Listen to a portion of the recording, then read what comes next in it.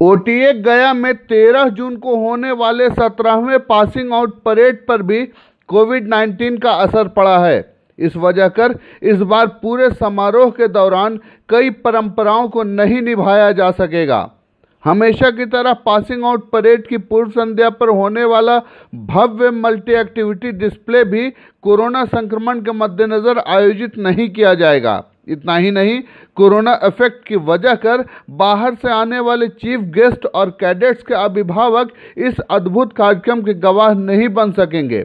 इस बार ओटीए गया के commandant lieutenant general Sunil Srivastava passing out parade के चीफ गेस्ट रहेंगे। पासिंग आउट परेड से पहले आयोजित होने वाले अवार्ड सेरेमनी के बाद पत्रकारों को संबोधित करते हुए commandant lieutenant general Sunil Srivastava ने कहा कि कोविड-19 के निर्देशों का सख्ती से अनुपालन किया जा रहा है। यही कारण है कि ओटीए गया में किसी को भी कोरोना का संक्रमण नहीं हुआ है। लेफ्टिनेंट जनरल सुनील श्रीवास्तव ने बताया कि इस बार परेड हर बार से अलग होगा। कोविड-19 के गाइडलाइंस का पालन करते हुए फिजिकल डिस्टेंसिंग का खास ख्याल रखा जाएगा। परेड के दौरान कैडेट्स के बीच की दूरी सामान्य से ज़्यादा रहेगी। उन्होंने बताया कि ओटीए गया से इस बार स्पेशल कमीशन ऑफिसर 44 के 17 कैडेट्स भारतीय सेना में कमीशन प्राप्त करेंगे। मैं सबसे पहले आप सबका हार्दिक अभिनंदन करता हूं। आपके माध्यम से मैं सारे देशवासियों को सूचित करना चाहूँगा कि 13 जून को हमारे एकेडमी का 17वां दीक्षांत समारोह यानी कि पासिंग आउट परेड हो रही है।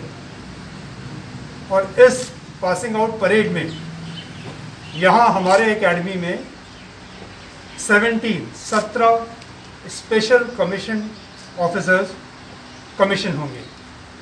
ये वो प्रतिभाशाली जवान एनसीओ और जेसीओज हैं जिनका चयन एक बहुत ही मुश्किल कंपटीशन से करे जाने के बाद एसएसबी के इंटरव्यू के बाद हमारे पास 1 साल इनका प्रशिक्षण होता है।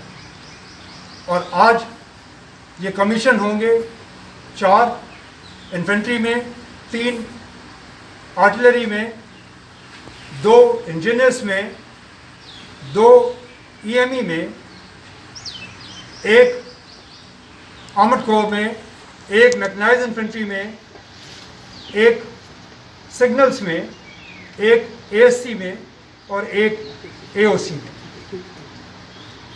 और इस पासिंग आउट परेड के अवसर पर TS 35 के 81 जेंटलमैन कैडेट जिन्होंने हमारे साथ 1 साल 2016-17 में बेसिक मिलिट्री ट्रेनिंग हासिल की थी और जो आम तौर पर हमारे पास कमीशनिंग के लिए आते थे, इस बार कोविड-19 के हालात होने की वजह से उनका दीक्षांत समारोह उनके अपने अपने कैडेट ट्रेनिंग विंग में महू में, पुणे में और सिकंदराबाद में होगा।